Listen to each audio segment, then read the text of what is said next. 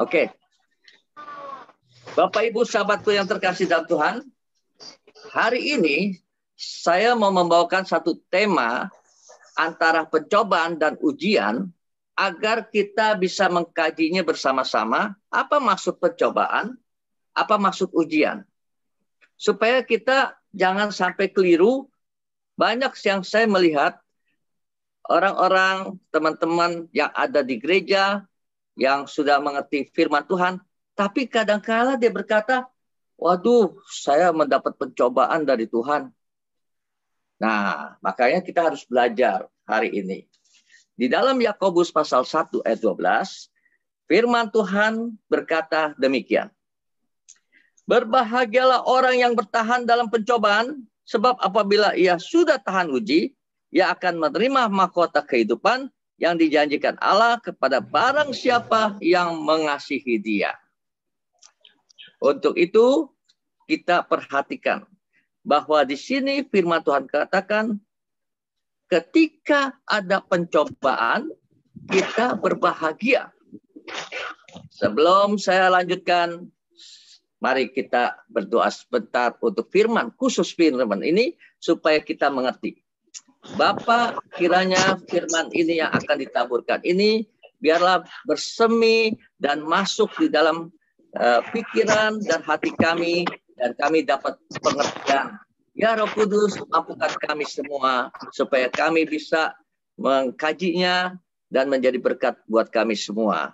Dalam nama Tuhan Yesus, urapi Tuhan, urapi. Sehingga kami boleh mengerti dan menjadi berkat malam hari ini. Haleluya.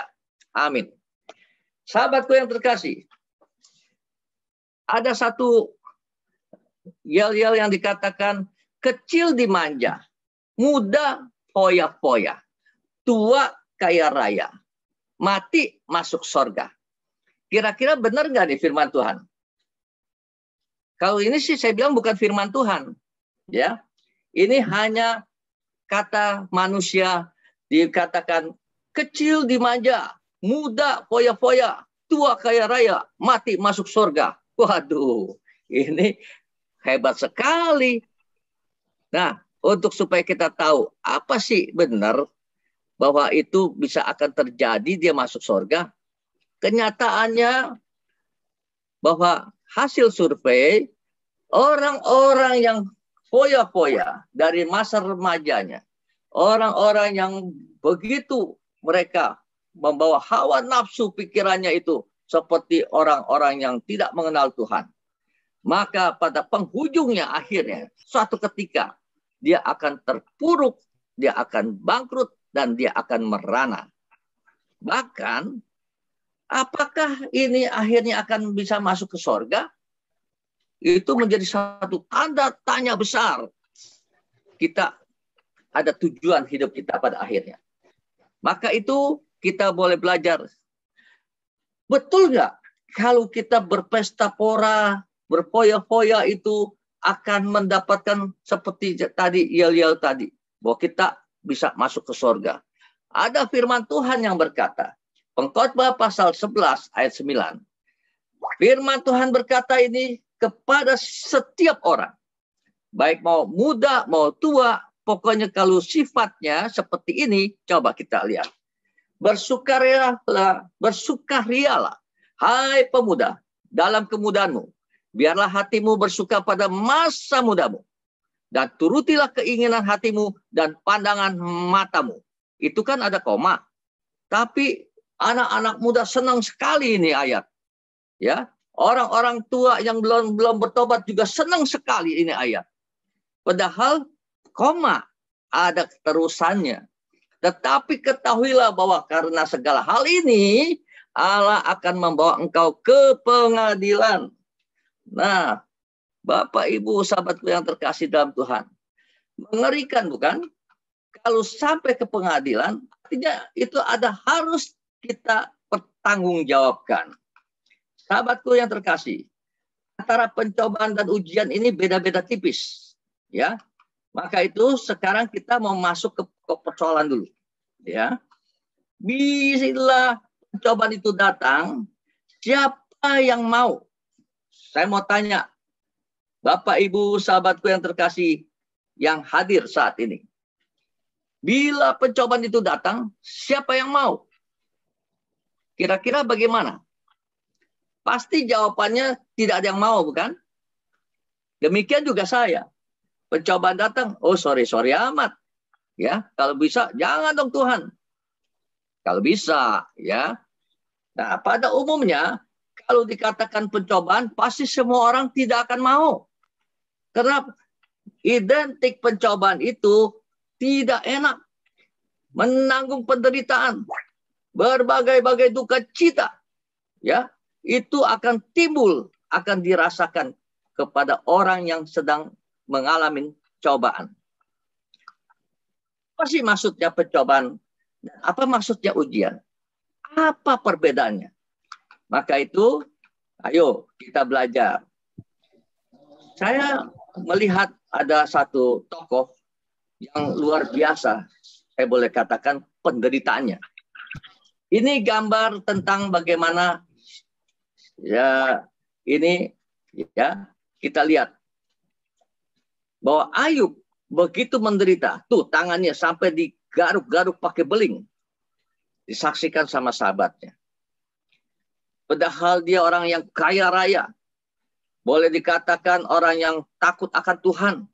Di firman Tuhan di dalam ayat pasal 1 aja dikatakan orang yang saleh, orang yang jujur, orang yang takut Tuhan. Kenapa kok diizinkan Tuhan satu penderitaan? Nanti saya akan bahas di akhirnya itu kenapa hal itu terjadi ya. Maka itu coba kita kembali lagi pokok tema kita ini dalam Yakobus 1 ayat 12 tadi dikatakan berbahagialah orang yang bertahan dalam pencobaan, sebab apabila ia sudah tahan uji, ia akan menerima mahkota kehidupan yang dijanjikan Allah kepada barang siapa yang mengasihi dia. Nah, selanjutnya kita lihat. Ada lagi satu cerita.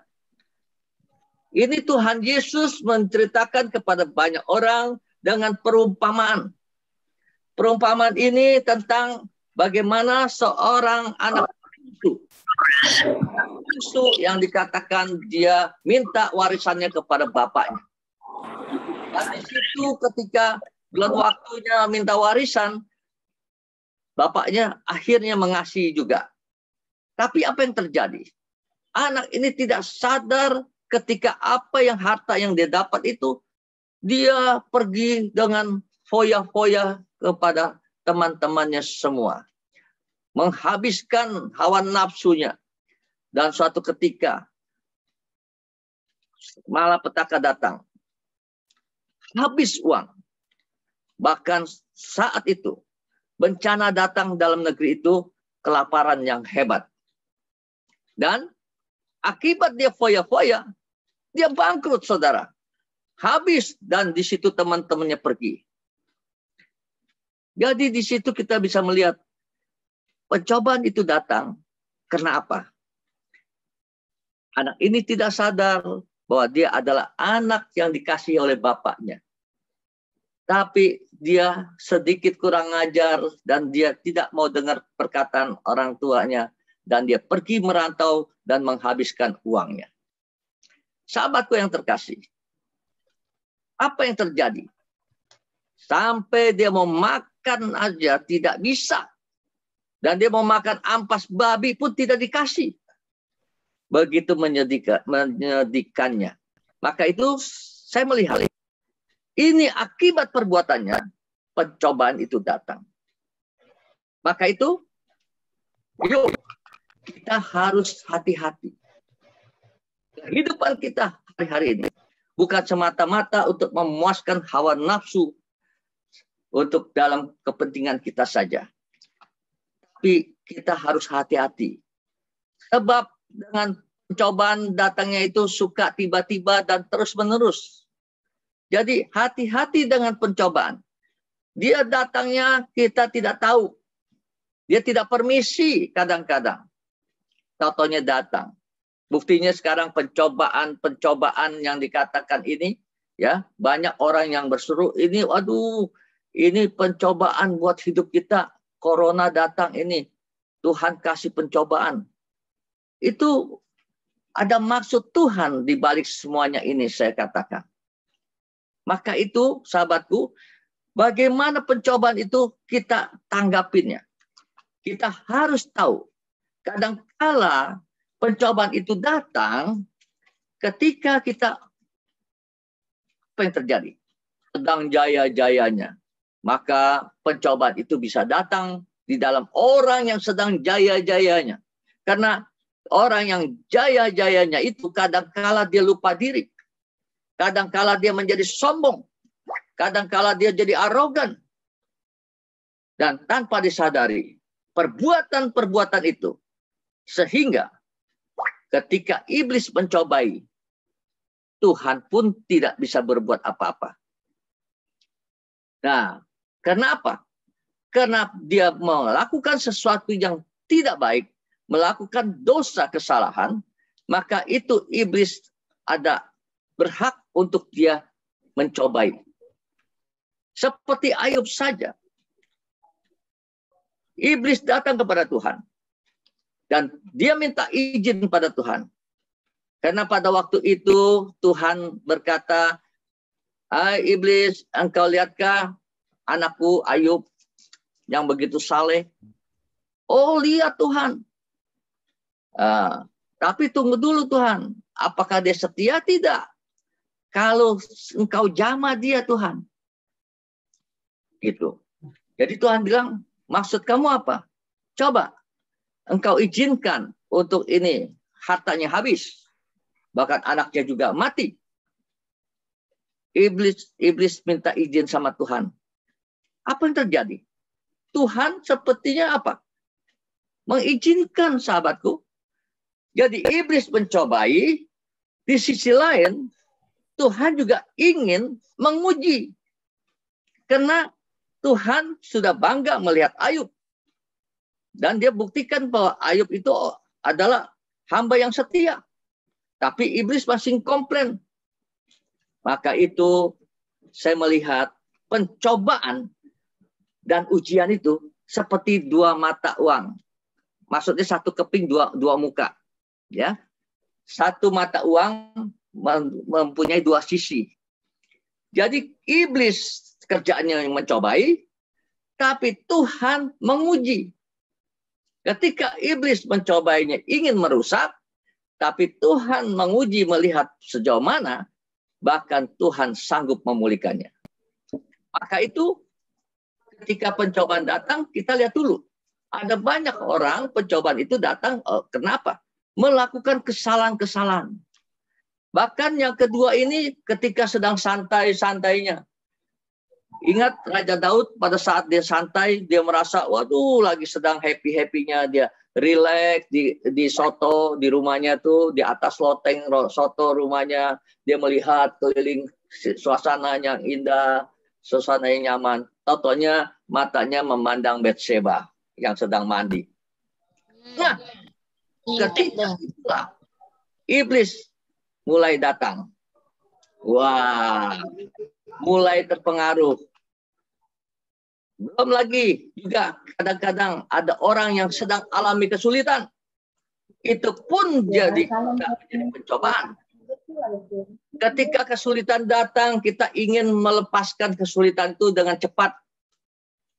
Bahkan kita tanpa disadari, kita mencari jalan salah. Banyak orang yang keliru akhirnya mencari alternatif. Sehingga ada yang kesulitan ekonomi ini. Wah, bagaimana nih supaya saya jangan bangkrut? Nah, ada tawaran-tawaran. Oh, ke si Anu. Oh, ke ini paranormal. Dia bisa kasih cara-cara bagaimana untuk supaya bisa kaya. Nah, ketika dia mengalami kesulitan, dia merasa ingin cepat kembali lagi pulih. Hingga dia tanpa disadari terperangkap masuk yang dikatakan yang Tuhan tidak berkenan. Maka pencobaan itu hati-hati. Dia selalu datang dengan tiba-tiba, bahkan dia tidak bosan-bosannya terus-menerus mencobai kita. Maka itu hati-hati Bapak Ibu sahabatku yang terkasih. Belum lagi kalau orang yang sedang bangkrut. Pencobaannya juga lebih berat lagi, sahabatku. Bahkan seringkali iblis ini bisa mempengaruhi kita. Udah ambil tindakan yang begini, sesuatu yang melanggar hukum juga jadi masalah. Yang penting kamu supaya bisa terangkat lagi. Dulu pernah saya pada kondisi saya waktu sedang terpuruk-terpuruknya. Saya mengenal seorang bapak yang tokoh masyarakat. Saat itu ya, tokoh masyarakat, tokoh partai lagi. Dan dia bilang karena dia terkesan dengan saya, dia merasakan seperti kayak saya dianggap anak. Dan dia bilang apa? Bapak sayang kamu. Bagaimana kalau Bapak kasih kamu ini satu ya batu pengasih namanya. Supaya nanti kalau kamu mau usaha apa, sama siapa, ketemu pejabat, pasti akan mereka merasa kasihan sama kamu. Waduh, saya ditawarkan begitu. Pada waktu itu memang kondisi saya sedang lagi terpuruk-terpuruknya. Ekonomi saya. Tapi saya bilang apa? Bapak, saya terima kasih atas perhatian Bapak begitu mengasihi saya. Tapi satu hal, saya tidak bisa terima Bapak. Karena saya tidak akan menjual iman saya percaya pada Tuhan Yesus. Lebih baik saya menderita begini, tapi saya mempertahankan iman saya. Sampai si Bapak itu, oh ya udah, kalau gitu tidak apa-apa. Malah dia bilang, saya salut sama kamu. Nah, Bapak, Ibu, sahabatku yang terkasih. Kebangkrutan itu juga seringkali mendatangkan pencobaan supaya kita jatuh dalam dosa. Jadi hal itu kita harus hati-hati.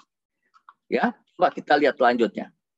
Iblis selalu ada di samping. Coba lihat kiri dan kanan sekarang. Coba ada nggak iblis kiri dan kanan? Ya, hati-hati, Bapak. Bapak Ibu, hati-hati. Kadang-kadang iblis masuk dalam pikiran kita. Ya, begini caranya. Ya, nanti saya akan bahas lebih lanjut ya. Cuman saya mau mengajak Bapak Ibu nih berpikir bagaimana sih pencobaan ini, ya, apa maksudnya, dan juga ujian ini apa maksudnya. Nah, supaya saya ingin mengerti lebih jauh lagi Bapak Ibu, apakah sudah mengerti dalam kondisi hari-hari Bapak Ibu tentang pencobaan, apa sih maksudnya pandangan Bapak Ibu di dalam pencobaan ini. Nah, sebelum saya mau lanjutkan, saya mau share dulu nih Bapak Ibu nih, supaya Bapak Ibu ada kesempatan berbicara dulu. Saya akan tanggapi nanti akhirnya ya. Maka itu kita berbeda untuk dalam ibadah ini. Karena kita sharing, bahkan juga nanti ada kesaksiannya apa ya. Nah, pertama pertanyaannya, apa perbedaan pencobaan dan ujian? Catat ya Bapak Ibu ya. Apa perbedaan pencobaan dan ujian? Coba di benak pikiran Bapak Ibu mengenai tentang bagaimana keseharian kita dan pengertian kita tentang firman Tuhan. Ya. Terus yang kedua, apakah pencobaan datangnya dari Tuhan? Ya. Sebab ini banyak sekali anak-anak Tuhan masih berkata demikian. Wah, saya dicobain Tuhan. Begitu. Nah, sekarang saya ingin tahu Bapak Ibu, apakah Bapak Ibu mengerti bahwa pencobaan itu datangnya dari Tuhan atau dari apa? Ya. Nah, terus yang ketiga, siapa saja yang bisa terkena pencobaan? Tuh. Kira-kira siapa ya? Nah, coba. Di firman Tuhan ada. Kira-kira sudah paham belum? Bahkan kita jangan salahkan kalau kita ini yang sudah setia, yang kita boleh dikatakan yang sudah rajin, bahkan jadi pemuka agama sekalipun, bahkan juga mungkin jadi hamba Tuhan yang luar biasa. Hamba Tuhan pun bisa mengalami pencobaan-pencobaan. Bahkan hamba Tuhan yang setia, lebih lagi itu iblis lebih menggencar untuk mencobai. Nah, terus yang keempat, bagaimana caranya untuk hindar dari pencobaan? Sahabatku yang terkasih, coba renungkan bersama-sama kita kaji bersama-sama sebelum saya lanjutkan untuk happy endingnya. Kira-kira saya mau bagi dulu kepada Bapak Ibu untuk supaya bisa saling menjawab terlebih dahulu ya. Ini ada kesempatan untuk kita tanya jawab. Oke. Jadi catat dulu ya, apa perbedaan pencobaan dan ujian, apakah pencobaan datangnya dari Tuhan, siapa saja yang bisa terkena pencobaan, bagaimana caranya untuk terhindar dari pencobaan. Oke, bagaimana Bapak Ibu, sahabatku yang terkasih, coba. Siapa yang mau jawab, mungkin ada yang paham, yang tahu, silakan buka suara dan sebut namanya, dan apa yang bisa memberikan untuk pengertian buat kita semua.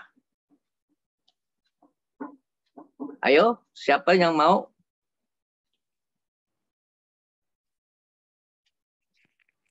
Diizinkan, di-unmute, silakan yang jawab.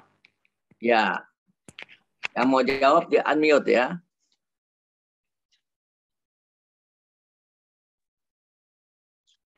Supaya kita lebih mengerti tentang firman Tuhan dan lebih dewasa lagi. Jadi apa perbedaan pencobaan dan ujian? Perbedaannya apa?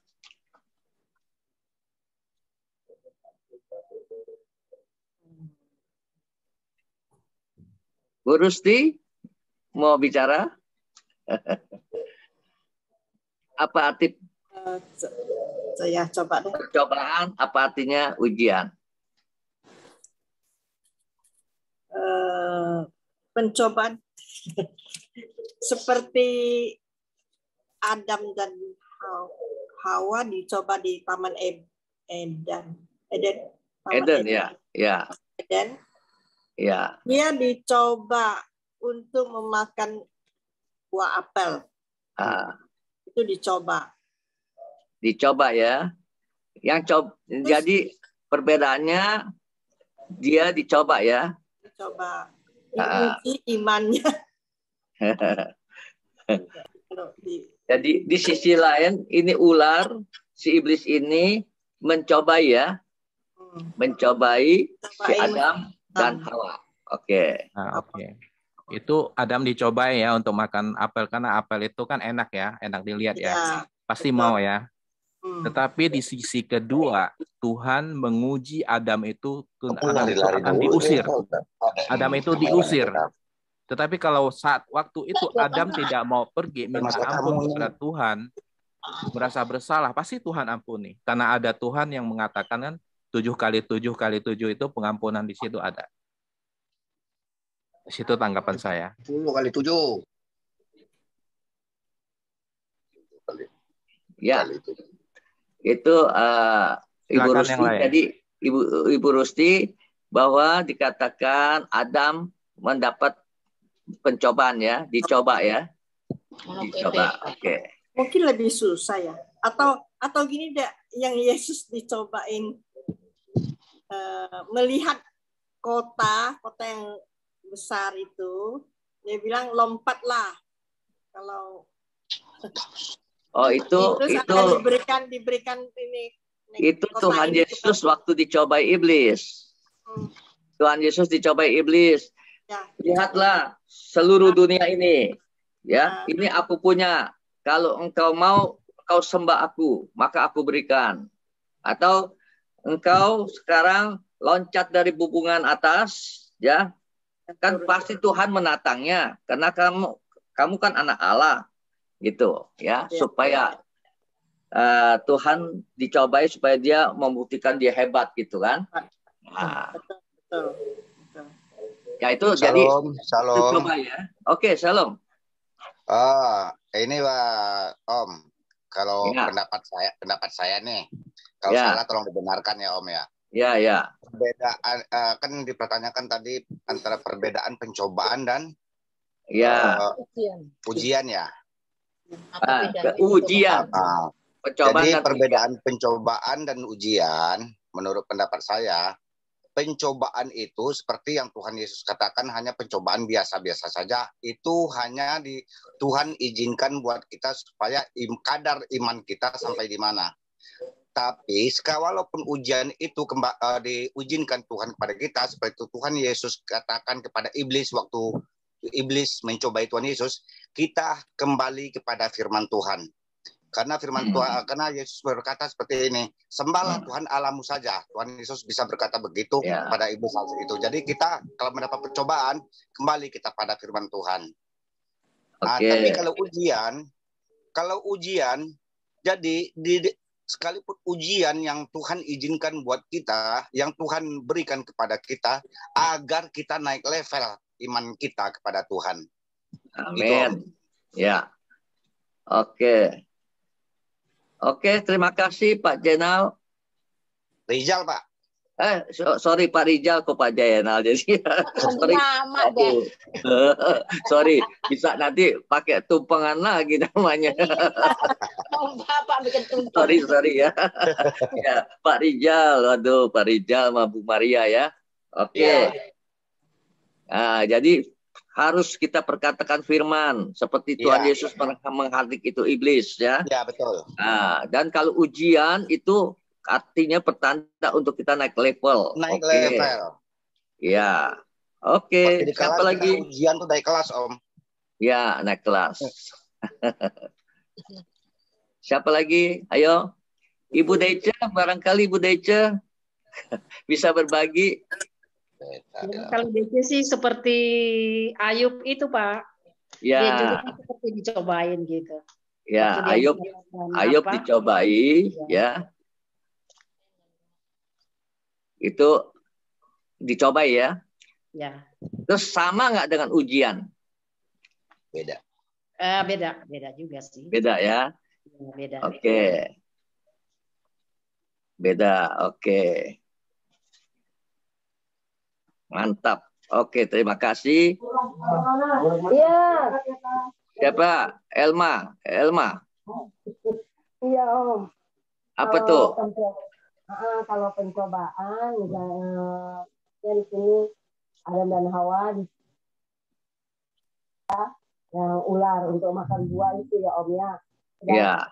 Kalau ujian itu contohnya seperti perempuan Kanaan yang punya masalah anaknya sakit, tapi dia memohon pada Tuhan Yesus untuk bisa kesembuhan anaknya.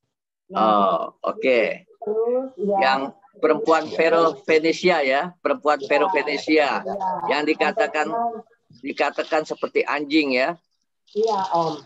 Itu ujian ya. Oke, bagus. Puji Tuhan. Ya. Oke. Jadi pencobaan seperti ular menawarkan kepada Adam dan Hawa. Makan buah, ya. Makan buahnya ya. Terus kalau ujian itu perempuan yang dikatakan yang dari Venesia itu yang anaknya dia minta supaya disembuhkan Tuhan. Iya, Om. Tapi Tuhan Yesus lihat sampai dia memohon biar makan rumah-rumahnya aja ya. Itu kan ujian. Ya, Om. Dikatakan anjing lagi ya. Waduh. Ya. Oke. Om biar disempurnakan, Om. Ya, bagus itu. Benar. Ya. Om. Ya, terima kasih. Siapa lagi? Saya deh Om, biar dapat amplop.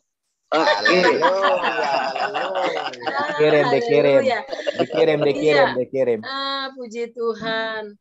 Ya, kalau saya pribadi sih pencobaan itu adalah pencobaan dari iblis ya, pencobaan dari setan. Kalau caranya iblis itu kan dia nggak pernah senang kalau kita mau belajar setia datang kepada Tuhan. Tetapi keinginan iblis itu ingin membawa kita ke dalam maut, ingin membawa kita ke dalam jurang, ingin memisahkan kita dari kasih Yesus Kristus. Ya, tapi kalau ujian yang Tuhan berikan itu adalah untuk menguji iman percaya kita supaya kita lebih dekat lagi kepada Tuhan ya, supaya Tuhan pengen melihat kesetiaan kita itu sampai di mana. Kalau kita mendapat suatu masalah, suatu tantangan, apakah dengan masalah tantangan itu kita akan jauh dari Tuhan ataukah kita tetap terus berserah kepada Tuhan. Nah, itu kalau ujian ya. Saya lihat di dalam kebenaran firman Tuhan yang tertulis di dalam Yakobus 1 ayat 13 ayat sampai 15 ini. Coba kita sama-sama baca ya. Yakobus 1 ayat 13 sampai 15. Demikian firman Tuhan. Apabila seorang dicobai, janganlah ia berkata pencobaan ini datang dari Allah. Ini tadi pencobaan yang dari setan ya. Sebab Allah tidak dapat dicobai oleh yang jahat. Dan ia sendiri tidak dapat mencobai siapapun. Ya, ayat 14. Tetapi tiap-tiap orang dicobai oleh keinginannya sendiri karena ia diseret dan dipikat olehnya. Yakobus berapa tadi? Nah, dan apabila keinginan itu telah dibuahi, maka melahirkan dosa. Dan apabila dosa itu sudah matang, ia melahirkan maut. Nah, itu tadi pencobaan yang dari setan itu ya. Jadi kita sebagai anak-anak Tuhan, sebagai umat pilihan Tuhan, jangan mau dicobai setan ya. Kita lebih dari pemenang. Kita umat pilihan Tuhan. Jadi apapun yang mau dicoba oleh setan, apapun yang coba melemahkan iman percaya kita, kita katakan Yesusku terlebih besar dalam kehidupan saya. Nah, kalau ujian ini saudaraku, kita bisa melihat di dalam Yakobus 1 ayat 3 sampai 4 dikatakan, sebab kamu tahu bahwa ujian terhadap imanmu itu menghasilkan ketekunan, dan biarkanlah ketekunan itu memperoleh buah yang matang supaya menjadi sempurna dan dan utuh dan tak kekurangan suatu apapun. Iya. Jadi saat ada ujian itu dalam kehidupan kita, kita tetap belajar mengucap syukur. Karena dengan ucapan syukur kita di hadapan Tuhan, kita akan disebut menjadi anak-anak yang menang, anak-anak yang merdeka. Jadi saya percaya kita semua yang ada pada malam hari ini nggak perlu takut dengan cobaan ya, nggak perlu takut dengan ujian yang sedang kita hadapi. Tetapi saya yakin dan percaya kalau Tuhan sudah memilih kita, tidak ada satupun yang bisa menjatuhkan kita, tidak ada satupun yang dapat melemahkan kita, tetapi akan mengangkat kita terus naik ya menjadi anak-anak kerajaan Allah. Haleluya. Terpujilah. Amin. Terima kasih Naomi. Dapat angpau ini. Ini nih intinya, ini nih poin yang ketiga ini. Poin yang ketiga itu. Poin yang ketiga, siapa saja yang bisa terkena pencobaan. Itu poin ketiga itu. Siapa saja itu. Semua orang dapat mencoba.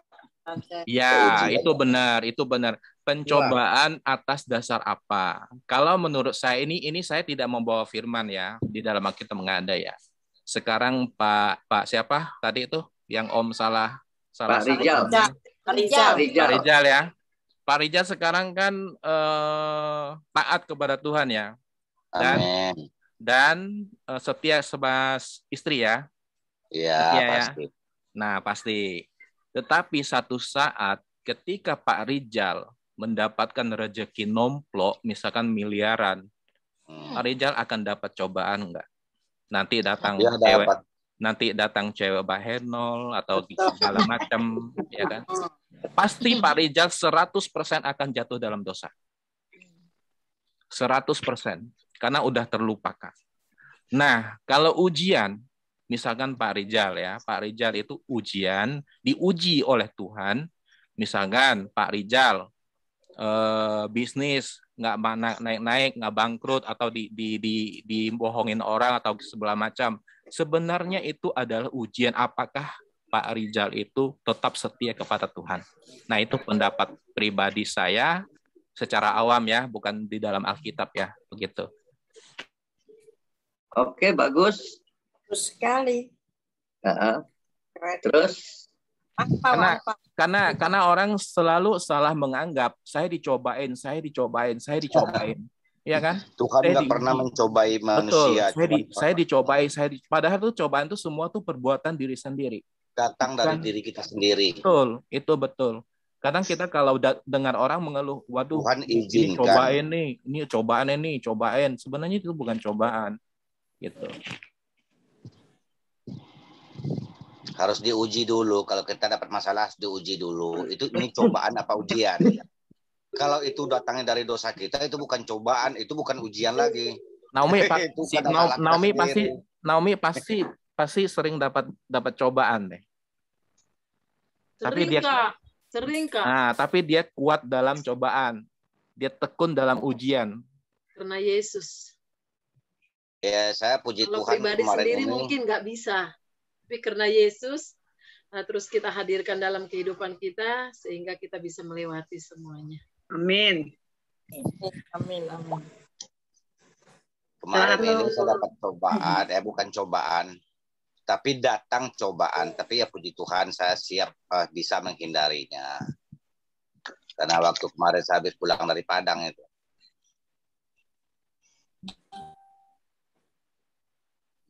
Ini Oma.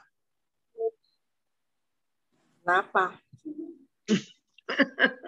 Apa dong ceritanya? Iya, kok diem? Hah? Lanjutannya. Kenapa dari Padang? Kenapa? Oh iya. Ya kan kemarin beberapa bulan yang lalu ya udah dapat berkat dari Padang. Ya lumayan ada lah. Ya memang betul tadi seperti teman kita yang ngomong tadi itu. Bapak apa tadi itu namanya? Teksin. Ya. Kita udah dapat uang. Ya lumayan, saya nggak bisa sebut nilainya juga ya. Memang banyak yang ada benar. Saya coba dari perempuan. Datang ini ngomong ini itu, tapi puji Tuhan, Maria tetap istri yang terbaik buat saya. Amin. Kalau seandainya itu namanya diuji. Diuji. Seandainya saya nggak tahan uji, Om, jadi aja duit jadi ya. Di tas Maria nanti nangis bomba ya. Coba bayangin Om, bisa kita melakukan apa ya? Orang tas saya penuh sama duit nggak muat malah. Saya ajak teman satu buat ngawal saya jalan. Saya ambil sawah di Karawang kemarin ini. Ya puji Tuhan saya sudah ini hak kalian buat istri saya gitu. Ya daripada uang di kantong saya cobaan datang melulu, namanya manusia nanti bisa jatuh juga. Itu bijaksana namanya. Ya, itu bijaksana. Ya, siapa lagi? Ada lagi yang mau komen? Juria mau komen? Di mute dulu dong. Di mute dulu. Di unmute, bukan. Di unmute. Ya, ada. Maaf Om, nggak bisa main laptop jadi susah tangan saya. Oh, Bu Juju. Saya mau bertanya aja Om, shalom ya Om. Ya, shalom. Saya ini kan udah tinggal di sekolahan. Hampir 100% minimal yang tinggal sini guru kepala sekolah itu 100% itu muslim. Dan kepala sekolah saya ini bos suami lah mau ajak saya naik haji. Mau ajak saya ke Mekah. Saya bilang, Bu, saya ini Kristen, saya pengikut Tuhan Yesus, dan saya anaknya sekarang. Terus dia bilang, apa itu? Nggak boleh, kamu murtad, ikut saya aja. Nanti saya naikkan haji atau saya umroh. Saya bilang gini, emang Ibu berani? Itu kan mahal, saya bilang gitu. Kalau Ibu, saya mah pengennya bukan ke Mekah, Bu, kemana? Israel, kata saya gitu. Kalau Ibu mau ajak saya, ujian itu. Terus saya bilang sambil saya bicara hati saya bilang Tuhan Yesus kuatkan saya, Tuhan Yesus kuatkan saya. Karena dia atasan suami saya, jadi saya agak gugup juga gimana ya. Tapi saya Bu, saya bilang gitu.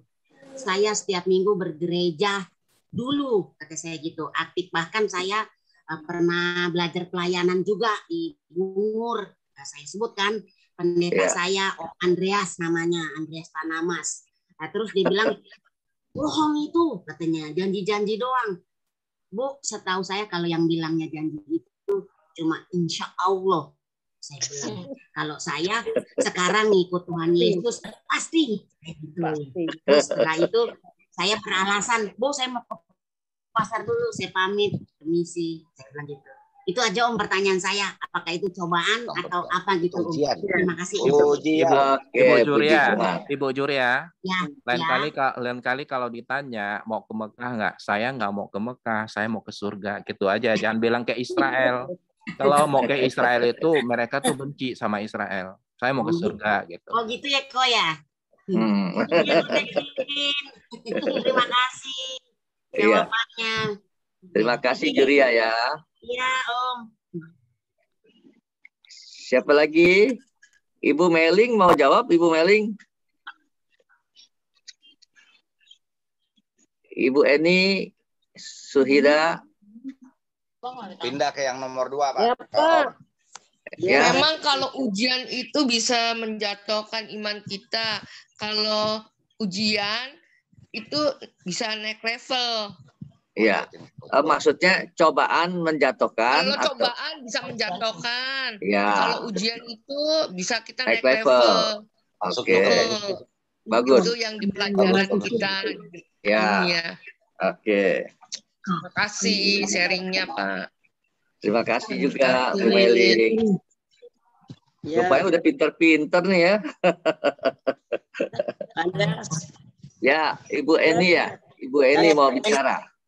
Saya sederhana aja. Kalau pencobaan itu datangnya dari kesalahan diri sendiri.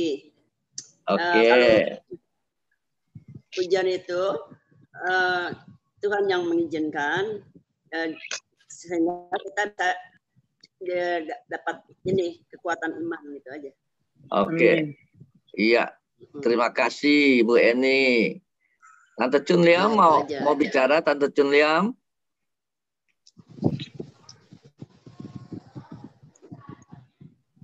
Pak, yang kedua boleh? Ya, yang kedua ya. Apakah percobaan datang dari Tuhan ya? Ya. Iya. Bukan yang kedua. Kayak ini apakah percobaan datang dari Tuhan? Saya mau jawabnya itu kayaknya sih bukan yang kedua, Pak. Itu bagaimana caranya untuk terhindar dari pencobaan. Terhindar percobaan. Oh, jadi yang keempat ya. Tante mau jawabnya yang keempat. Bagaimana caranya untuk? Iya. Bagaimana caranya Tante? Kalau menurut saya ya, kalau kita mau hindari ya, kita harusnya menguatkan iman kita, melekat pada Tuhan dengan penuh hati, percaya pada Tuhan dan tetap setia. Oke, tetap setia ya. Ya. Jadi dekatkan, menguatkan iman kita, melekat pada Tuhan dengan penuh hati, percaya pada Tuhan dan tetap setia. Ya. Ya menurut saya Pak, salah. Tolong dikasih. Bagus.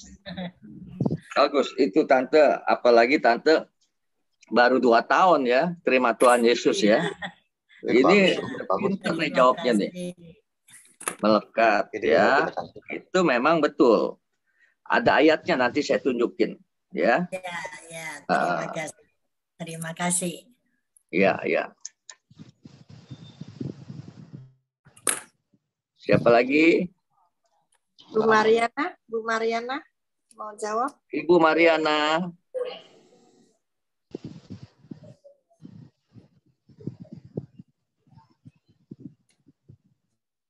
Ibu Mariana mau jawab? Enggak. Mic-nya dimatiin kali dia. Di-unmute dulu. Iya. Saya belum bisa jawabnya dah. Ikut gitu aja ya. Andreas ya. Oke, nggak apa-apa.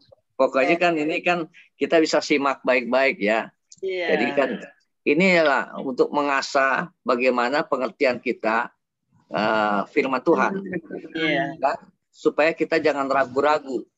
Kadang kita baca doang firman Tuhan, tapi apa maksudnya, tujuannya itu kadang-kadang kita dibilang orang yang percaya, tapi ketika menghadapi sesuatu seperti orang yang kembali lagi, bukan seperti orang percaya, tapi kayak orang dunia.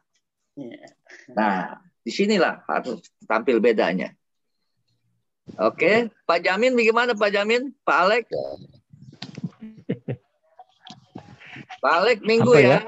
Minggu depan ya? Oh, ya siap Pak, siap. Minggu depan ya? Ini kesaksian Pak Alex luar biasa nih nanti nih. Perlu dengar nih. Aja. Ya. Mata korneanya, mata kornea apa? Kornea. Retina, Pak. Retinanya retina. Pernah jatuh ya. Wih, luar biasa. Iya, Pak. Oke. Ditahan dulu, Pak. Nanti aja tuh minggu berikutnya ya. Iya, Pak, siap. Oke. Pak Jamin, gimana Pak Jamin? Nggak ikut. Nah, kalau saya ya ujian sih, kayak kalau kita secara dari manusia ya, ujian final ya. Final? Ya, maksudnya? Ya salah, ya, nggak bisa diperbaiki kan ujian. Oh gitu. Kalau ujian final ya. Iya, kan kayak kita ya kehidupan sehari-hari kayak sekolah lah gitu kan. Ujian lah udah jatuh. Oh, gitu ya. Pencobaan kan masih ya kita coba-coba, masih kita bisa memperbaiki ya. Oke, terima kasih Pak Jamin.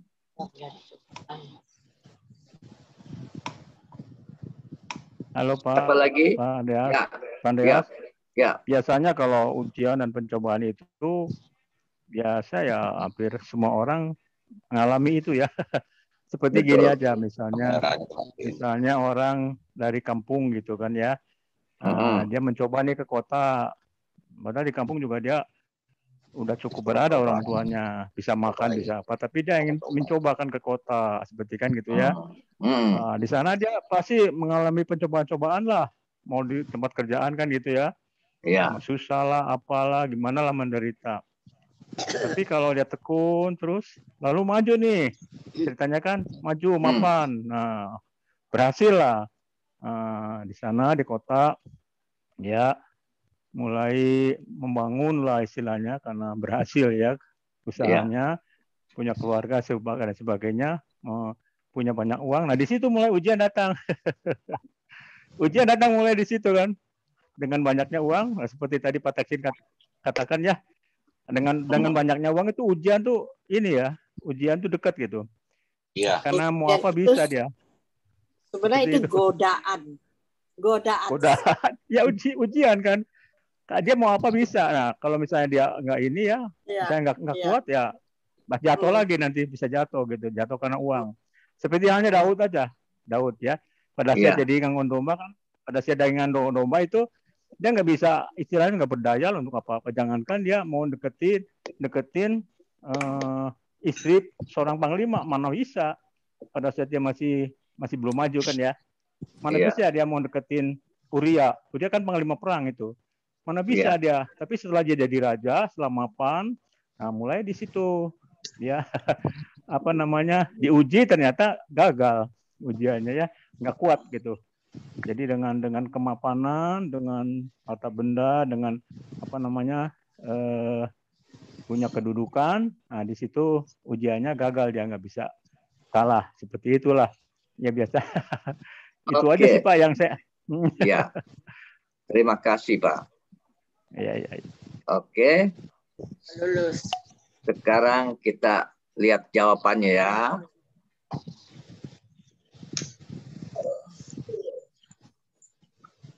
Udah kelihatan belum? Belum ya? Belum ya? Belum. Tunggu.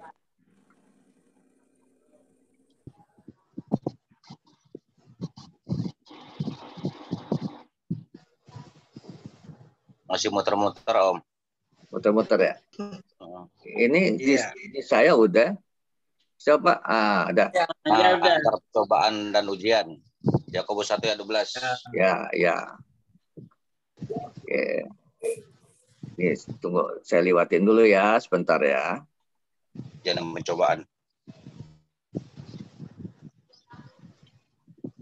Nah, sahabatku yang terkasih dalam Tuhan, ternyata ini pada pinter-pinter semua nih, ya.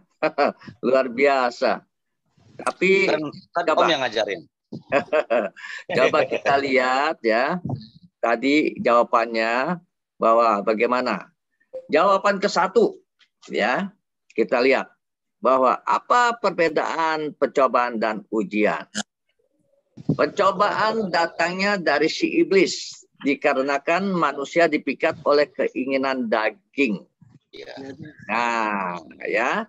Jadi ciri-ciri si iblis ini ya ada di Yohanes pasal 10 ayat 10a. Apa bunyinya? Pencuri datang hanya untuk mencuri, membunuh, dan membinasakan. Nah, jadi kalau tanda-tandanya itu pencobaan, itu dia ingin menghancurkan kita. Ya, makanya saya bilang seperti dua sisi mata uang. Dua sisi mata uang. Di sisi lain nih si iblis mencobai. Di sisi lain ya si iblis mencobai, Tuhan bisa balikin dia menjadi ujian. Karena kalau bisa tahan uji, nanti kita lihat ayatnya yang tadi Yakobus 1 ayat 12. Berbahagialah orang yang bertahan di dalam berbagai pencobaan. Maka dia akan mendapatkan mahkota kehidupan. Artinya, iblis mau mencobai apapun, ingin merusak, tapi Tuhan bisa memberkati. Contohnya si Ayub. Ayub waktu itu hancur habis-habisan. Tapi karena dia tidak ada berbuat dosa. Dan dia juga pada saat jatuh miskin, jatuh hancur dengan tubuhnya juga yang sakit. Ya, hancur-hancuran dicobai iblis. Tapi kan Tuhan pesan, nyawanya jangan kau sentuh ya. Nah, artinya apa? Jadi dia tidak bisa diambil nyawanya sama iblis. Tapi semua dibikin rusak sama iblis. Tapi apa yang terjadi? Tuhan kan sambil diizinkan hal itu, tapi ada maksud Tuhan. Tuhan juga mau menguji. Karena dia tahu nih si Ayub ini ya, hidupnya takut Tuhan, saleh, dan jujur. Jadi Tuhan sangat senang. Tapi karena iblis ingin mencobai, Tuhan juga tidak bisa istilahnya untuk membela Ayub. Tapi di sisi lain, Tuhan melindungi Ayub. Bahkan, luar biasanya, orang yang pada saat mengalami pencobaan, terus dia bisa bertahan uji, ya, karena Tuhan melihat bagaimana pencobaan itu datang, kamu tahan uji nggak? Percaya nggak sama aku? Gitu. Jadi orang yang tahan uji, luar biasa, sahabatku. Itu seperti Ayub dikasih berkat 2 kali lipat. Maka itu tanda-tandanya, jawaban ke-1 ini, kalau pencobaan itu datangnya dari iblis. Ya, maka itu hati-hati. Iblis menyerangnya bagaimana? Nah, kita harus tahu metodenya. Karena iblis ini sahabatku, dia sebagai orang yang licik, pendusta, waduh, benar-benar dia bisa mempengaruhi. Dia selalu membisikkan kita setiap hari. Nah, seperti tadi dikatakan Teksin, kalau dapat miliaran, bagaimana nanti? Kalau nanti melihat, memandang sesuatu yang bahenol. Nah, makanya iblis tuh bisikin tuh. Kamu kan udah kaya tuh. Sekarang apapun kamu bisa beli tuh. Nih, lihat tuh. Kamu pandang. Tuh, jadi iblis selalu akan merasuk kita, membuat pikiran kita itu nyeleweng. Mata kita disuruh lihat tuh. Mata kita diperlihatkan keindahan-keindahan yang menggiurkan, yang syur, yang segala macam. Nah, itu kalau kita nggak tahan, itu jadi cobaan. Itu. Ya. Ada orang yang ingin kaya, matanya pengen dia punya apa-apa, segala macam. Padahal dia hanya biasa-biasa saja. Tapi karena selalu dipandang begitu, akhirnya pikirannya jalan. Matanya mempengaruhi pikiran. Akhirnya tidak sedikit orang yang akhirnya ada di penjara. Ya. Terus kita lihat lagi. Selain mata diarahkan untuk melihat sesuatu, juga pikiran kita mulai rayu-rayu.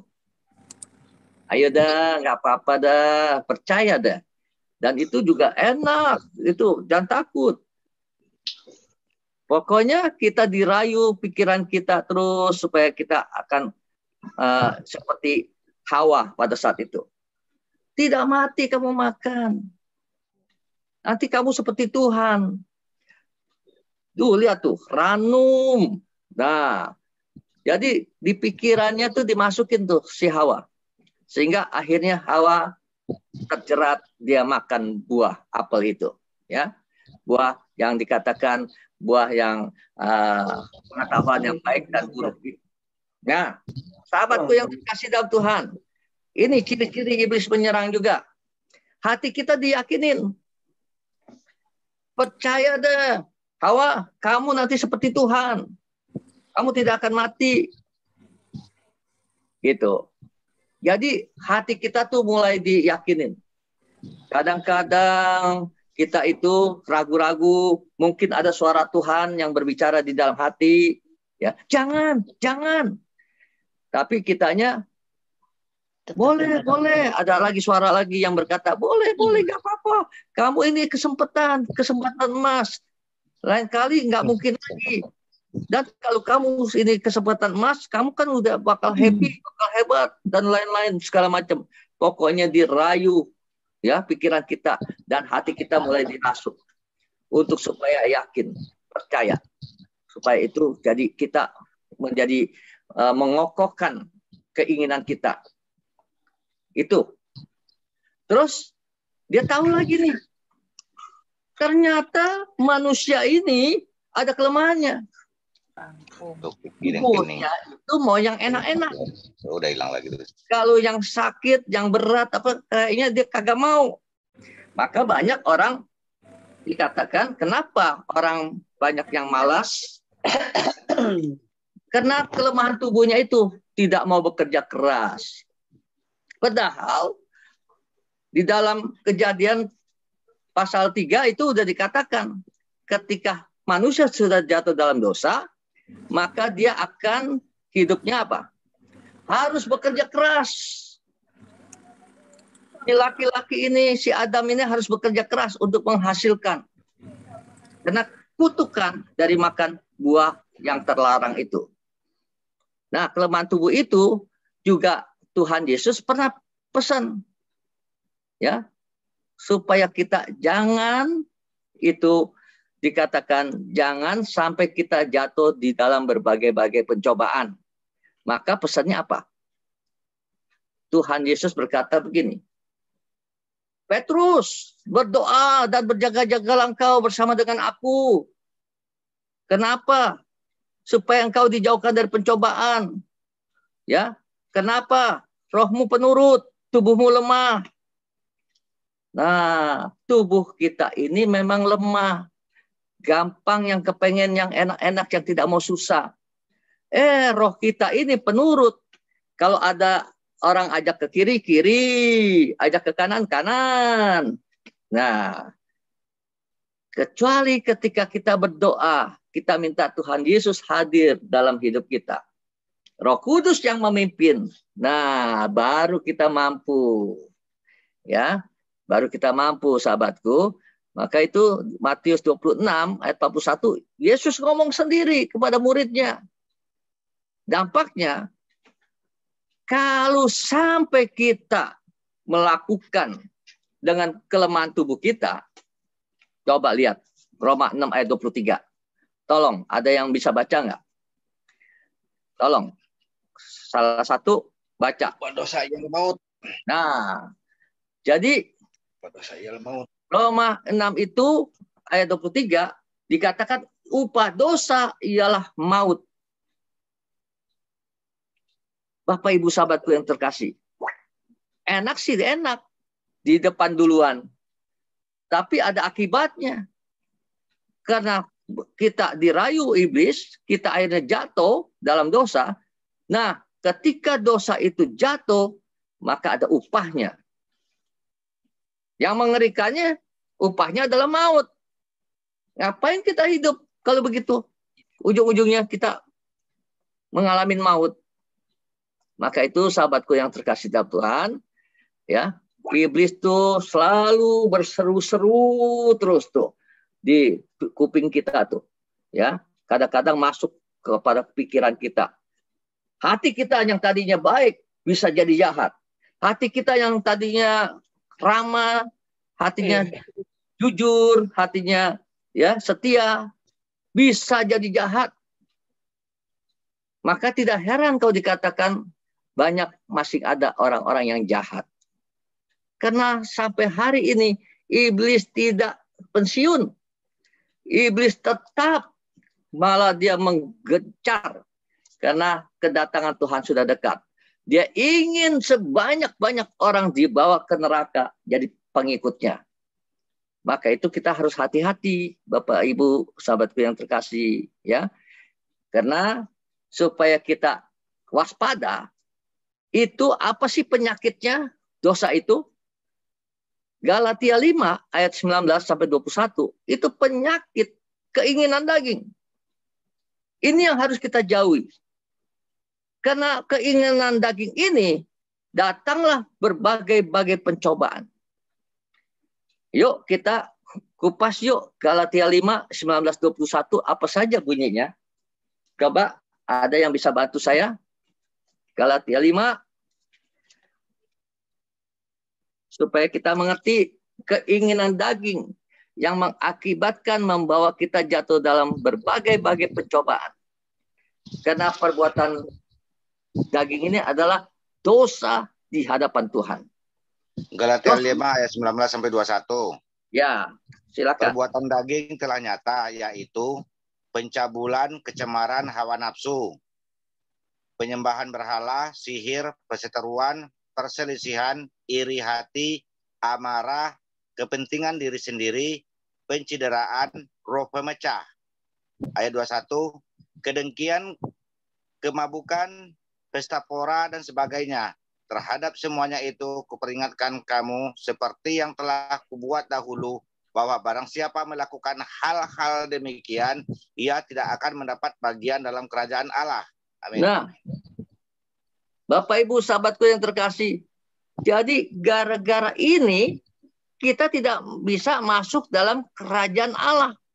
Ini firman Tuhan sendiri yang katakan.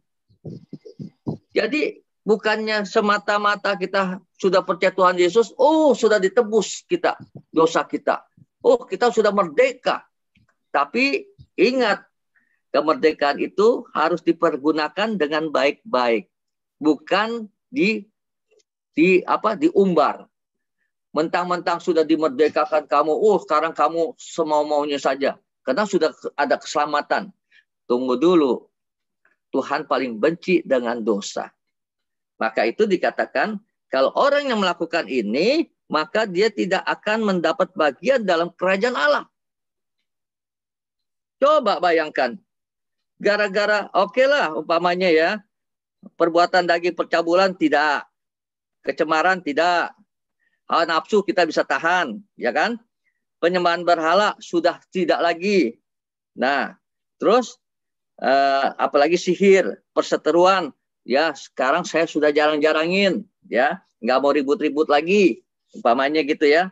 Perselisihan juga akur-akur saja. Tapi iri hatinya masih ada. Seandainya ada ini iri hatinya, sirik sama orang. Itu salah satu yang membuat terhambat berkat-berkat Tuhan kepada kita. Karena tertahan. Tertahan apa? Karena di situ ada dosa, berkat Tuhan tidak bisa turun. Maka itu sahabatku yang terkasih, harus hati-hati iri hati. Ketika iri hati, itu kalau kita udah iri hati, tambahan kita mulai tersinggung, timbul amarah. Gampang marah. Nah, kalau udah gampang marah, itu lagi dikatakan apa? Jadi dengki kita. Benci. Nah, ketika kita benci, itu ada ayatnya. 1 Yohanes 3 ayat 20. 1 Yohanes pasal 3 ayat 20. Coba tolong bantu lagi. Apa? 1 Yohanes pasal 3 ayat 20. Apa bunyinya? Itu masalah dengki. Jadi dengki adalah identiknya kebencian, ya. 1 Yohanes 3 pasal 20. Beginilah 1 Yohanes pasal 3 ayat 20. Ya, beginilah firman Tuhan. Sebab jika kita dituduh olehnya, Allah adalah lebih Sorry, 1 Yohanes 3 ayat 15. Kalau 1 Yohanes 4 ayat 20. Sorry. Ya, ulang. 1 Yohanes pasal 3 ayat 15. 1 Yohanes 3 pasal 15, beginilah firman Tuhan. Setiap orang yang membenci saudaranya adalah seorang pembunuh manusia. Dan kamu tahu bahwa tidak ada seorang pembunuh yang tetap memiliki hidup yang kekal di dalam dirinya. Nah, 1 Yohanes pasal 4 ayat 20-nya sekarang. Yohanes 4 pasal 20. Pasal 20. Bukan, ayat 20 maksudnya. 1 Yohanes pasal 4 ayat 20. Ya. Beginilah firman Tuhan. 1 Yohanes 4 pasal 20, beginilah firman Tuhan. Jikalau seorang berkata, aku mengasihi Allah dan ia membenci saudaranya, maka ia adalah pendusta. Karena barang siapa tidak mengasihi saudaranya yang dilihatnya, tidak mungkin mengasihi Allah yang tidak dilihatnya. Amin. Terima kasih, Murti. Nah, jadi di situ kita bisa melihat bagaimana kenapa firman Tuhan ini berkata tidak mendapatkan kerajaan Allah. Jadi kita harus mengerti, benci saja ada pasalnya. Dikatakan tadi bahwa dia seperti seorang pembunuh. Ketika dia benci kepada saudaranya, jadi dia masuk pasal seperti seorang pembunuh. Padahal dia nggak membunuh.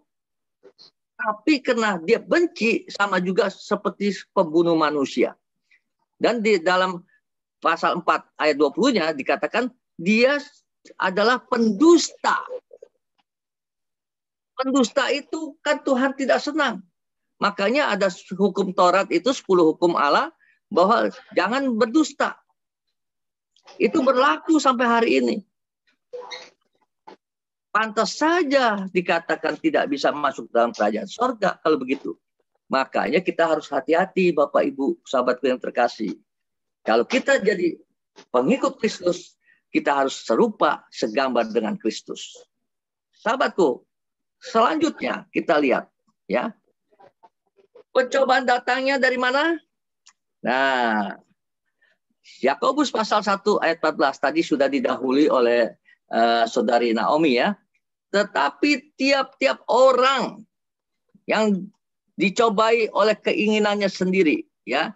Tetapi tiap-tiap orang dicobai oleh keinginannya sendiri karena ia diseret dan dipikat olehnya. Tuh. Jadi jangan dibilang datangnya dari Tuhan. Tapi itu pencobaan itu datangnya karena dari keinginan kita sendiri. Dikasih kata-kata,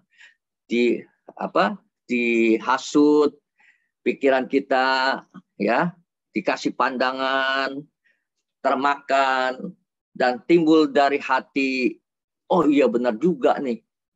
Kalau aku ambil kesempatan ini, katanya kesempatan emas, ya, maka aku bisa menjadi orang yang berhasil. Padahal itu suatu pelanggaran. Contohnya, ya kasus suap lah, istilahnya paling kecilnya, ya. Nah, belum lagi ada orang yang dikatakan sudah istilahnya lagi kondisinya ekonominya hancur-hancuran. Itu pengalaman teksin, itu pernah terjadi, ya. Untuk pada waktu itu memang dia belum kenal Tuhan, tapi itu dia sudah diajak untuk melakukan sesuatu yang salah. Dia percaya dukun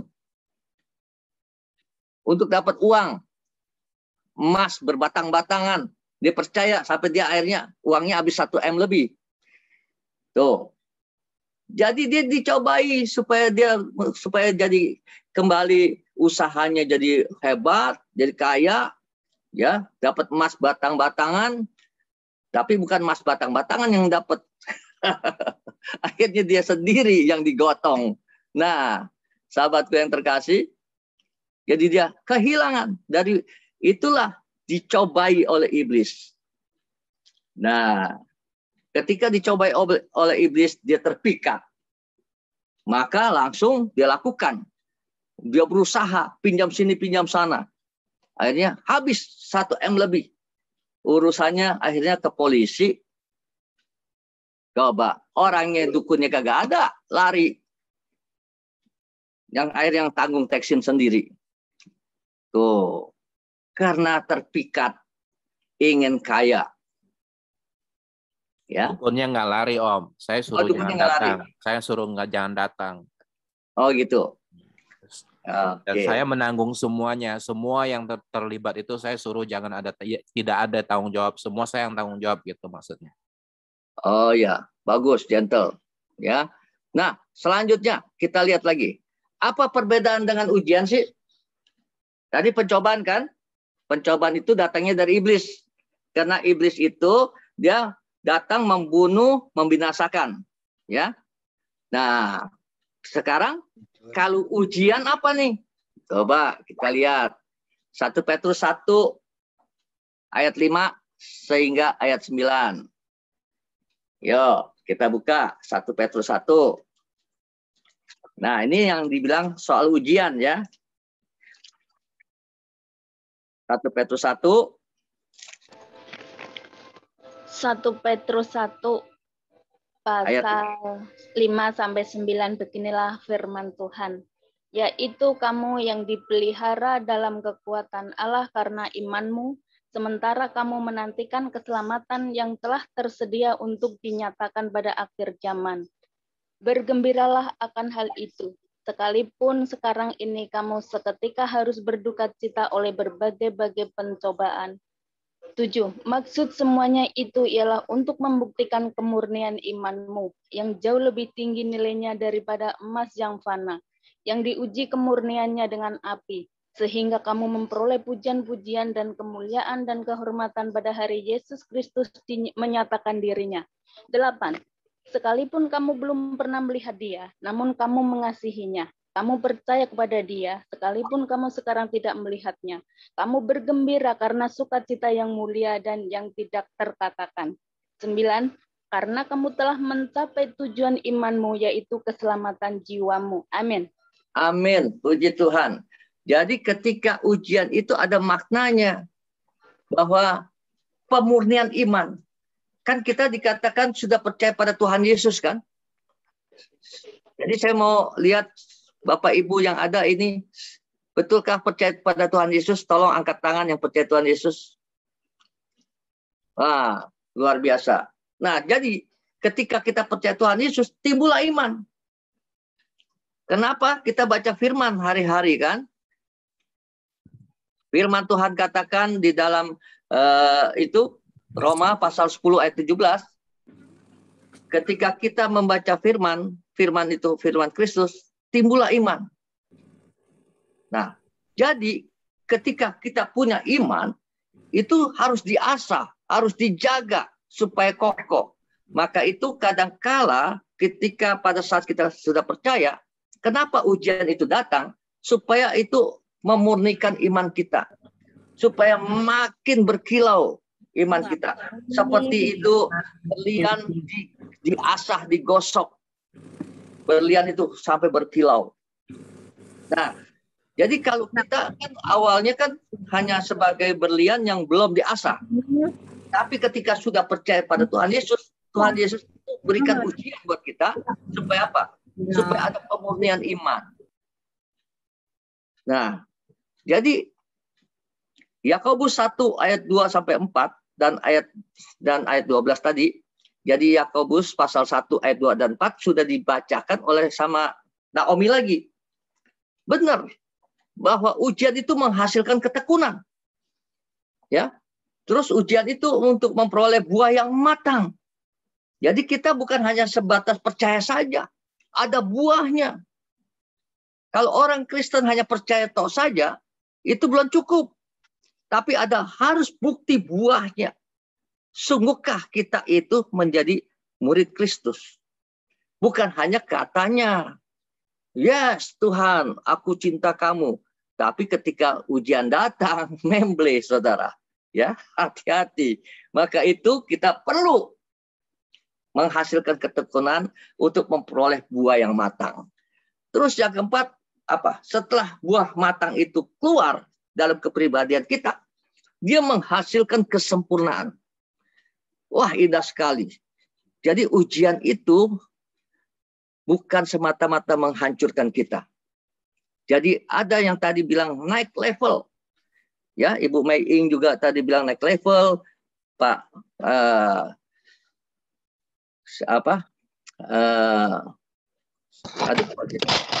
Rijal. Pak Rijal ya, Pak Rijal juga bilang naik level. Nah, rata-rata memang demikian. Ketika orang dalam ujian itu bukan artinya Tuhan tidak sayang. Artinya Tuhan sayang. Tuhan mau kita berhasil lebih sempurna, karena ketika Tuhan lihat kesempurnaan kita itu ada, maka berkat-berkat tercurah. Wih, luar biasa. Berkat itu bukan semata-mata hanya uang, bukan semata-mata harta, tapi berkat itu bisa apa? Karunia-karunia. Dahsyat. Kita bisa seperti si Petrus tuh. Tadinya apa? Penakut. Dia menyangkal Yesus 3 kali. Tapi ketika sudah dipulihkan Tuhan, dia berkhotbah, sekali khotbah 3.000 orang bertobat. Minta dibaptis.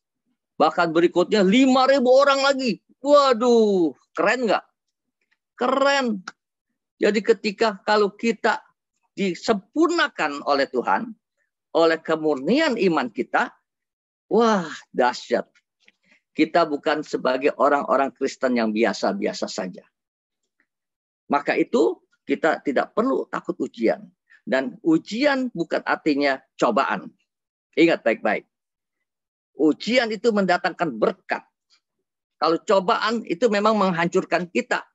Tapi di sisi seperti satu mata uang dengan 2 sisi, itu kan ini si iblis ingin menghancurkan. Tapi di sisi lain nih Tuhan masih berkuasa. Lu harus tahan, lu harus berhasil, lu harus tetap mempertahankan iman. Terus seperti sedang diuji. Ini dicobain, yang ini sedang menguji. Nah, ketika sudah klop, akhirnya menang, iman kita itu teruji, Tuhan berkati. Seperti Ayub, 2 kali lipat.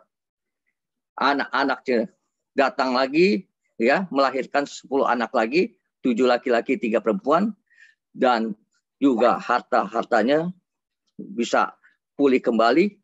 Dan tadinya saudara-saudaranya yang sudah pergi menjauhi dia, kembali semua menghormatin dia.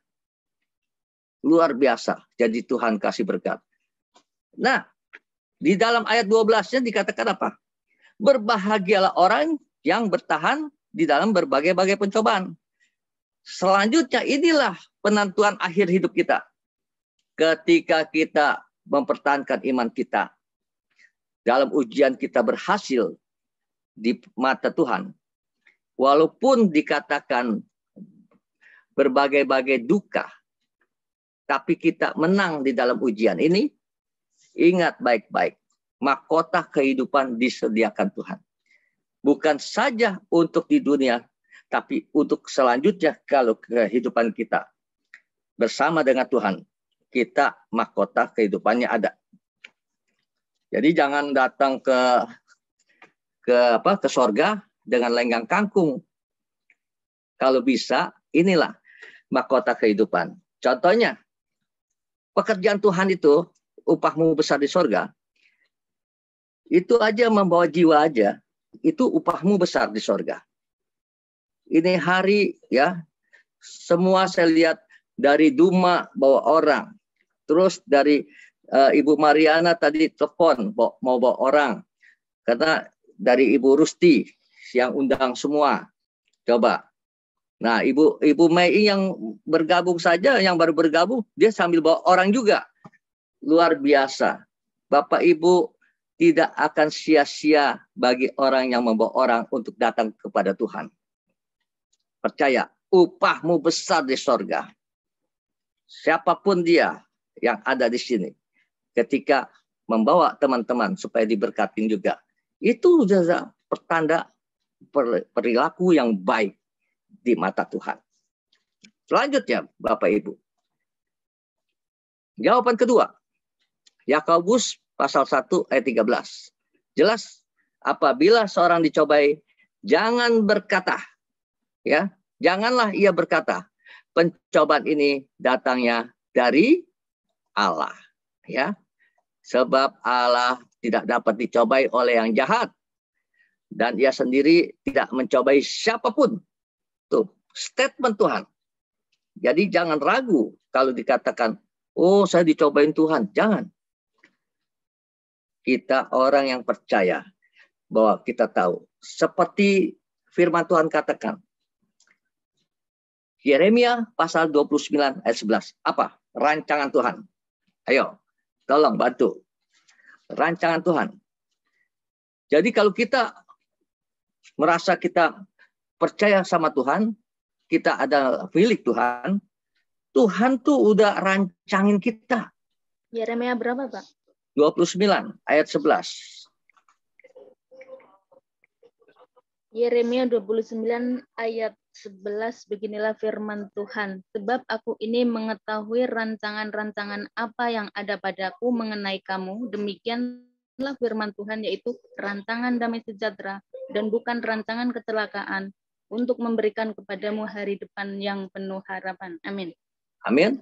Jadi tidak ada Tuhan mau bikin kita susah. Bahkan dia sudah merancang.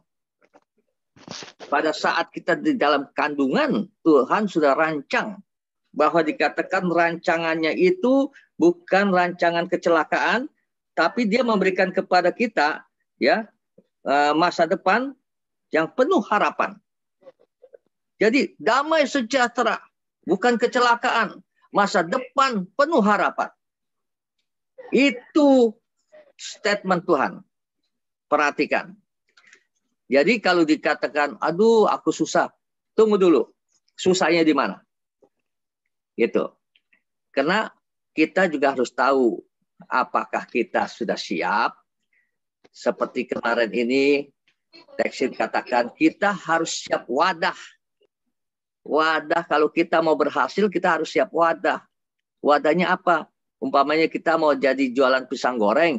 Nah, kita harus punya kemauan untuk apapun ilmu pengetahuannya untuk pisang goreng dan persiapannya segala macam. Dan juga kerajinannya.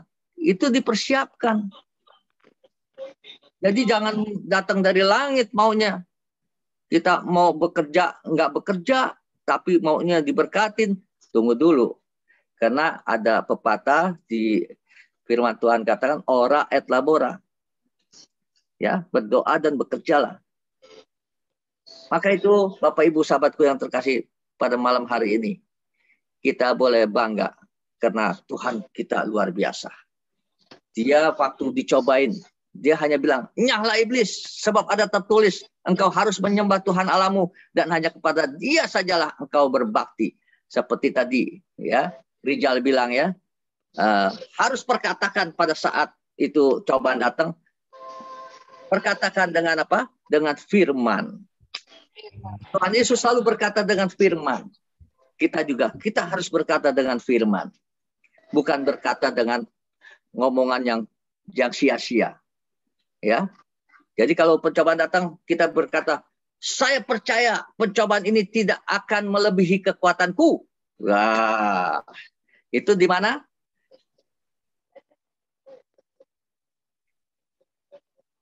Tahu nggak di mana ayatnya? 1 Korintus 10 ayat 13. Coba, 1 Korintus 10 ayat 13.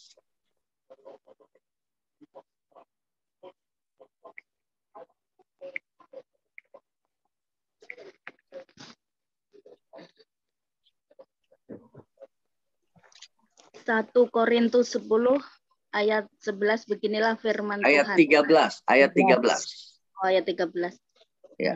Pencobaan-pencobaan yang kamu alami ialah pencobaan-pencobaan biasa yang tidak melebihi kekuatan manusia, sebab Allah setia, dan karena itu Ia tidak akan membiarkan kamu dicobai melampaui kekuatanmu. Pada waktu kamu dicobai, Ia akan memberikan kepadamu jalan keluar sehingga kamu dapat menanggungnya. Amin. Amin. Ayub boleh dikatakan sangat berat. Tidak ada lagi yang seperti dia, kata firman Tuhan. Tapi di situ Tuhan turun tangan. Iblis, jangan kau sentuh nyawanya. Betul nggak? Tuhan ada pembelaan. Jadi boleh hancur habis-habisan. Tuhan tahu. Yang penting iman. Iman lu bertahan, nanti gua kirim lu dua kali berkatnya. Tuhan buktikan. Betul nggak? Tuhan buktikan.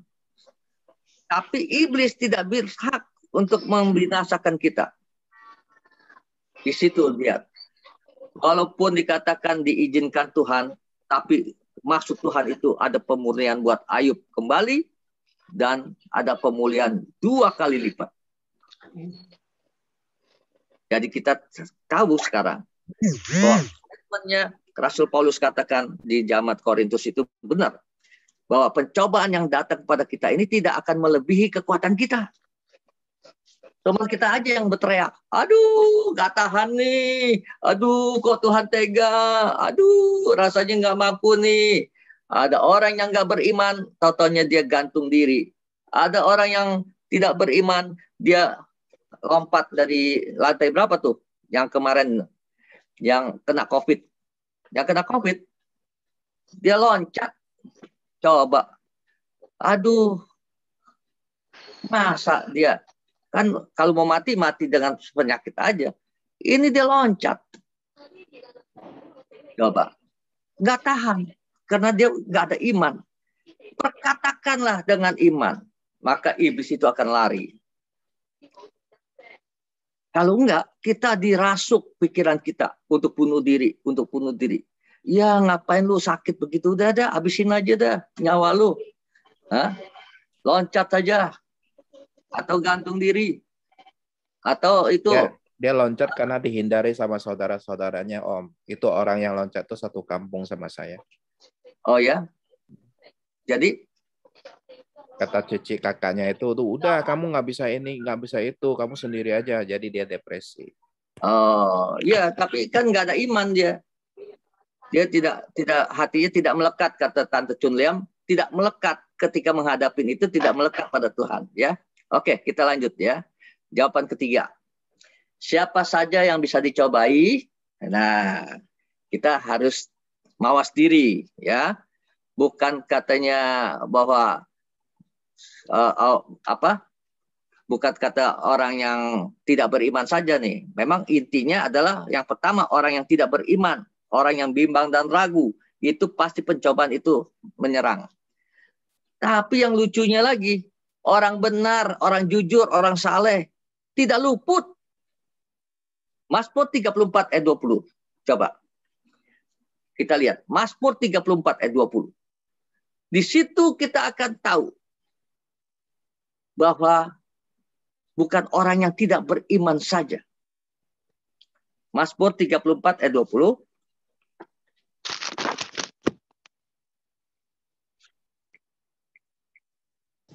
Sudah dapat? 34 ayat 20 ya. Ya. Ayat 20. Orang benar banyak, tapi Tuhan melepaskan dia dari semuanya itu. Nah, jadi kemalangan orang benar tuh banyak. Tetapi ya. Tuhan melepaskan dia Tetapi Tuhan melepaskannya. Tuh, luar biasa nggak? Tapi jangan salah, kemalangannya itu banyak orang benar.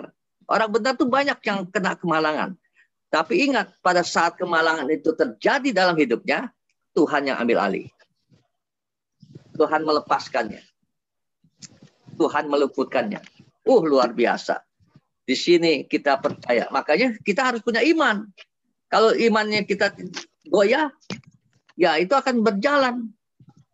masalah itu membuat jadi kita akhirnya jadi bisa menghujat Tuhan. Tapi kalau iman yang kokoh, pertahankanlah imanmu. Ketika pertahankan imanmu, itu ada jawaban Tuhan. Jadi kemalangan orang benar banyak, tapi Tuhan langsung meluputkannya.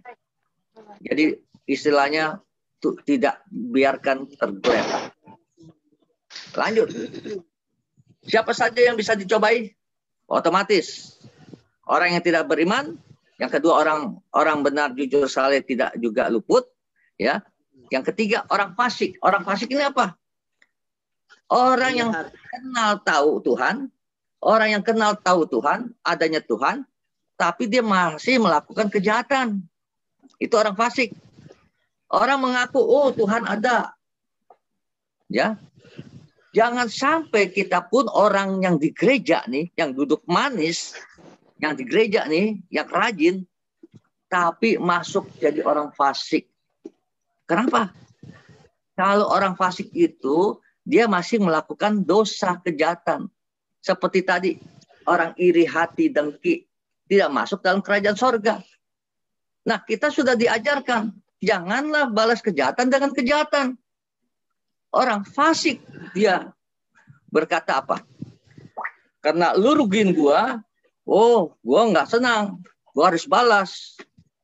Lu rugiin gua, sakitin gua 1 kali 2 kali, gua bisa 7 kali lipat.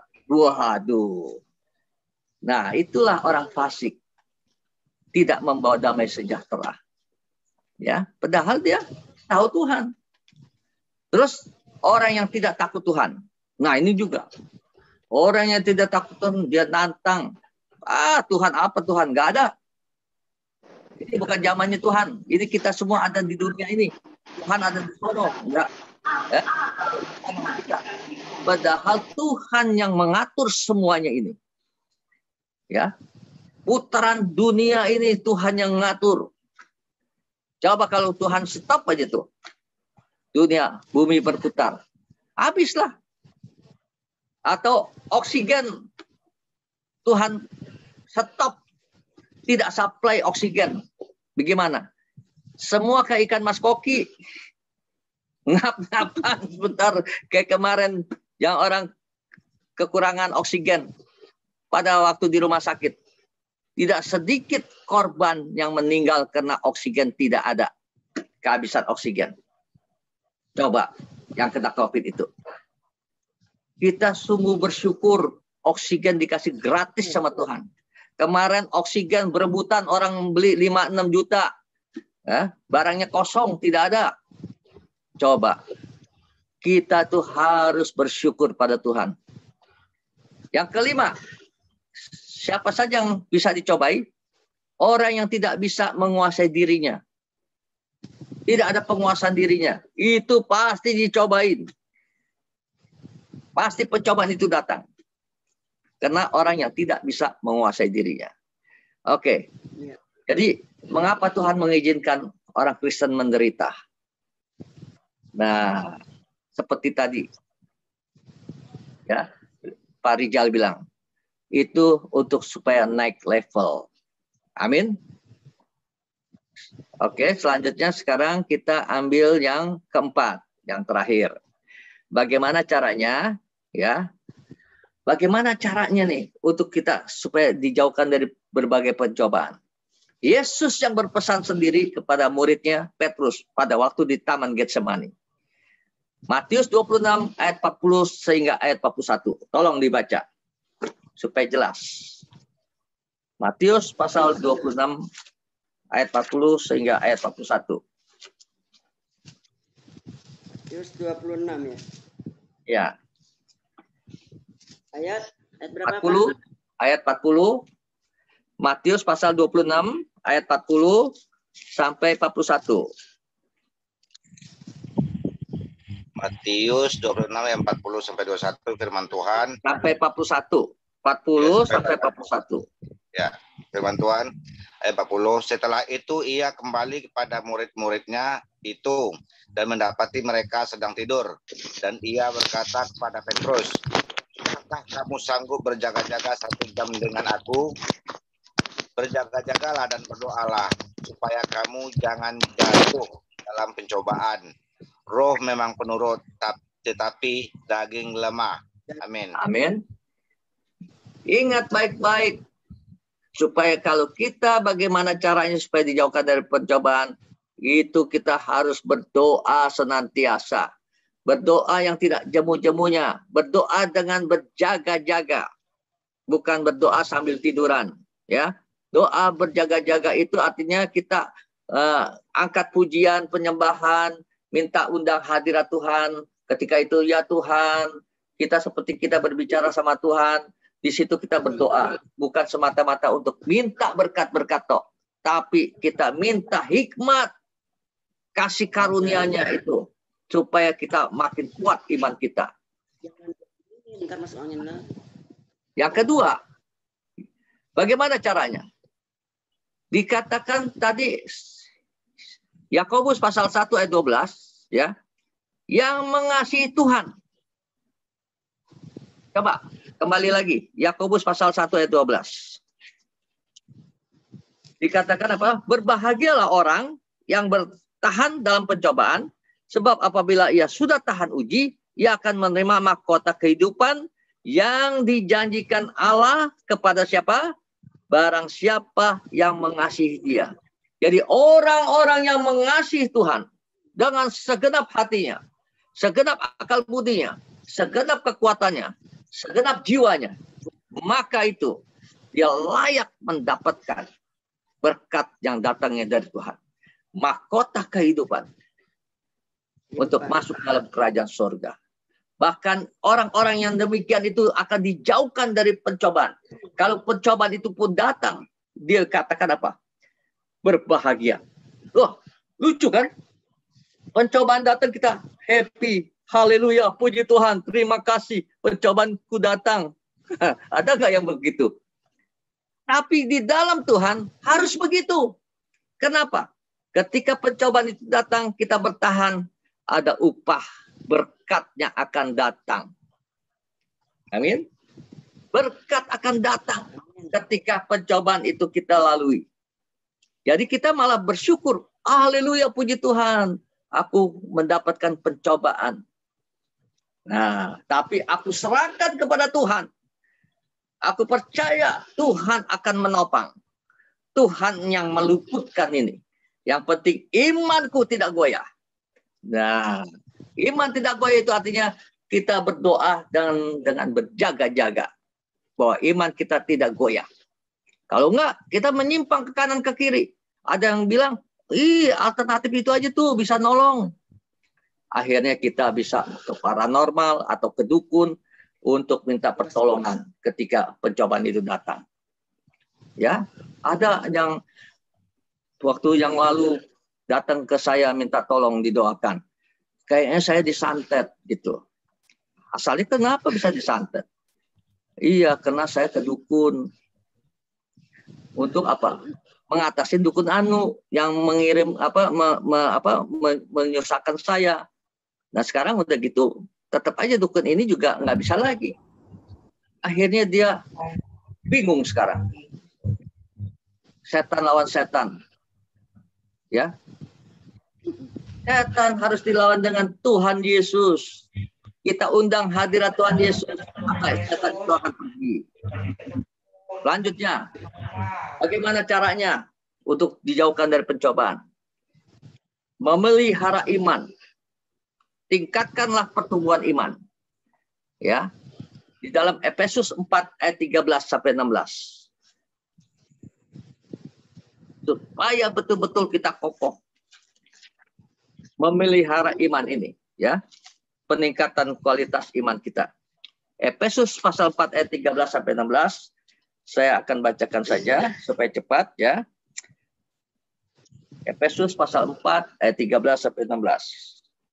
Sampai kita semua telah mencapai kesatuan iman dan pengetahuan yang benar tentang anak Allah, kedewasaan penuh dan tingkat pertumbuhan yang sesuai dengan kepenuhan Kristus, sehingga kita bukan lagi anak-anak yang diombang-ambingkan oleh rupa-rupa angin pengajaran, oleh permainan palsu manusia dalam kelicikan mereka yang menyesatkan, tetapi dengan teguh berpegang kepada kebenaran di dalam kasih kita bertumbuh di dalam segala hal ke arah Dia, yaitu Kristus, yang adalah kepala.